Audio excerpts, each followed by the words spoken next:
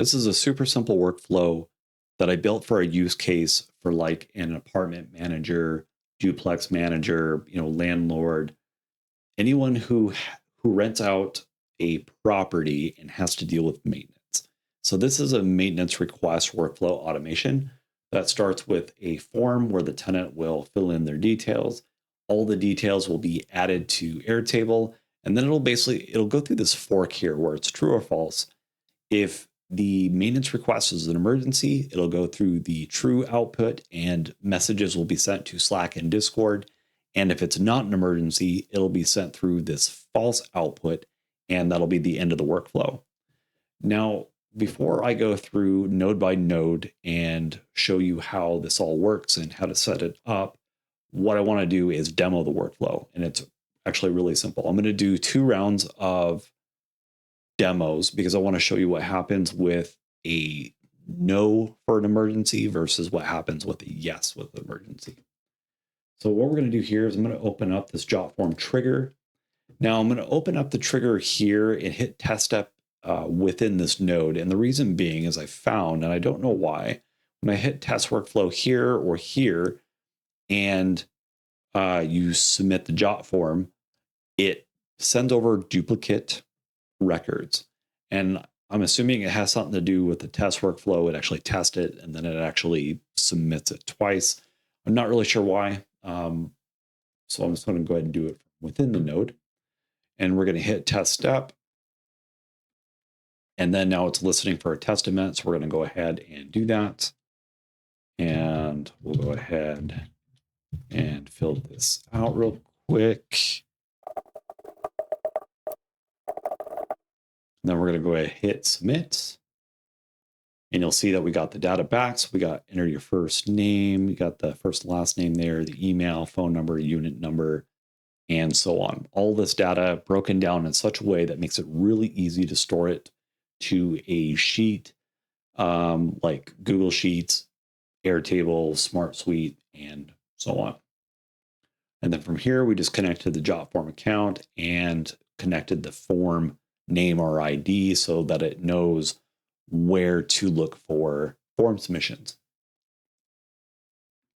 And then you'll see here in our maintenance request tracker, we got the name, we got the email, phone number, unit number, all the fields that we wanted from the form, all recorded very neatly, very easy to use and manipulate however we want. Now, in the testing ground here, no message in Slack. And then here in this testing ground, no message in Discord. Now what I want to do is go ahead and we're going to submit a new form. And this one is going to be an emergency. So let's go ahead and open up our trigger again. And we're going to hit test step. And then now let's go ahead and fill out another form. Is this an emergency? Yes. Do we have permission to enter your home if we're not there? Yes. Now we'll hit submit. And we'll get the data back from that form submission. You'll see, is this an emergency? Do we have permission to enter your home if you're not there? Yes. Now you'll see that if we go to Discord, now I have a message and I have all of the maintenance request details there. So name, email, phone, the problem, permission, and then just a message to maintenance. Please review the problem. If this is not an emergency, please update our tracker and inform the tenant. If this is an emergency, please address it right away. A little spelling error there. Thanks, your friendly automation bot. And then I took this exact same message and set up a Slack node with the exact same thing. So see here in Slack, we have a message. This is an emergency maintenance request. Here are the details, all of the details. If it's an emergency, please address it away. Thanks, your friendly automation bot, automated with n8n with the link to the workflow. Super, super simple. You could set this up to where you send out an email, you send out a text message, even a phone call. I think in the future, you might even build something like this to where it goes through an AI agent, and the AI agent can look through its database of information from the apartment complex to help determine whether or not it's actually an emergency. And you could even take it a step further and have the AI agent you could actually give it a list of priorities in terms of fixing things of maintenance request items, and give them a list, a hierarchy of what's more important than something else. And then use that AI agent to help prioritize your maintenance request list. So it's not always first come, first served. So somebody that doesn't have running water, but for some reason doesn't consider that an emergency, or maybe you don't have is this an emergency option for a tenant to choose from, because every tenant thinks, might think that they have an emergency when they don't, and instead let the AI agent determine that. And so you might say like running water trumps a dishwasher that doesn't work. And I think that's something that would be sort of an interesting workflow that would help prioritize things for what could be a very busy apartment complex, or set of apartment complexes that someone might own. In fact, if that's something you're interested in seeing, let me know and I'll get it on my to-do list to build out. So let's go ahead and go through the workflow here, and I'm just going to show you how this is all set up. So here's the Jotform trigger. We connected it to our Jotform account, and then we connect it to the form name or ID, and then here is all the data that we get back. So we get the name, the email, phone number, unit number, the problem, whether or not it's an emergency, and whether or not maintenance has permission to enter the home if someone's not there. We have all this separated neatly, so that way we can use it later on however we want. And then the next node we have is Airtable. This could be literally any CRM that you connect to. So, I mean, you could do this in Google Sheets if you wanted. You could do it Smart Suite. You can do it in, I think Pipedrive's another one. There's a lot of them. Make.com is another one. I just did this in Airtable. Airtable is super simple to use. I think I created an account purely for this tutorial and was able to get right to work with it. So we have all the data here from the Jotform trigger. Now what we want to do is we want to connect it to our Airtable account, and then we want to let it know what we're doing with it, and it's creating a record or updating a record. And then we need to choose the list, which is a maintenance request, which is our overall form. And then it's going to be table 1, which should just be this here. And then we're going to map it manually to ID. I don't think you need to do anything else with this, because each maintenance request should just be its own line item. So I don't think you need to, I wouldn't map a column any differently unless you had a really good reason to. Yeah, I think ID works. And then from here, what we did is just an expression for every column that we're going to have in Airtable. So then what I did here is just, for example, name, that's an Airtable. You're just going to drag over first name, and then you're going to drag over last name, add a space in there. So it's added to Airtable neatly with a space between the first and last name. We're going to add enter your email to the email field, same for phone number, unit number, problem, and so on. And then what you get is everything. I actually tested it, so it should actually added it again. No, didn't add it again. Just tested it. Nope, it did add it again. So tested it. It all went through to Airtable exactly how we wanted it to. And then here we have the if node.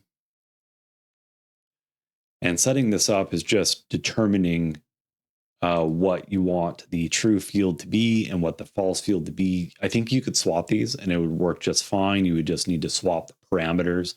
So in other words, you could say, is this an emergency? Yes. And if that's true, it goes to Discord and Slack. You could also say, is this an emergency? And have it say no, and just have it reversed. And, I think it's just a matter of preference. To me, it's just easier to think of it in terms of, is this an emergency? Yes.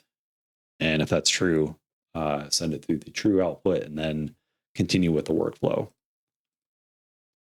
And so you'll see here, what I did was we grabbed is this an emergency? I don't know what the name for this is. I probably should know under the fields here, this little sub deal. But I took this and I added it to an expression here. And then is this equal to, and you have multiple options, string, string, number, date, Boolean, all this sort of stuff. And I think I did Boolean for this one is equal to, and it's Boolean is just a yes or no. I believe Boolean's yes or no, but I actually think I might have done a string for this. Yeah, string is equal to. I think you could have done a Boolean for this too. Probably would have worked. But string is equal to, and then yes, which is to the right here of, is this an emergency? And then it gets set through. You'll see here the true and false branch. And so this is you really should do this when testing this. So if you want it to go out a certain branch, you need to make sure that when you send your test data through, that it goes through that branch. And so in this case, I wanted the true output to be a yes, it's an emergency, and you'll see that it pops up under here. If it doesn't, if for some reason there's an error and it's this yes is an emergency, didn't work the way I wanted it to, it would come out the false branch. And then from here, it's a yes. And what we did was just connect to Discord. We wanted to send a message, and then I sent it. You need to send your server ID, and I sent it to a specific channel. And then here's the message. I wrote the message, and then I just added in the details from the fields over here. So name, email, phone, problem, and then you just drag and drop the stuff. And then I wrote out the rest of my template.